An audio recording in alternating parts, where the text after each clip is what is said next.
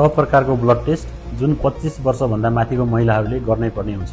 Number 1 CBC complete blood cell count, जसबाट सम्पूर्ण प्रकारका रक्त सेलहरूको बारेमा थाहा हुन्छ। Number 2 LFT liver function test, यसले कलेजोमा भइरहेको जाँचहरूको बारेमा जानकारी दिने काम गर्दछ। नम्बर 3 आरएफटी अथवा यसलाई केएफटी पनि भनिन्छ, रेनल फङ्सन टेस्ट, मृगौलाले गरिरहेको कामहरू सम्बन्धी गरिने परीक्षणहरू। Number 4 TFT thyroid function test. Number 5 lipid profile, यस अन्तर्गत राम्रो र नराम्रो बोसोको जाँचहरू गरिन्छ।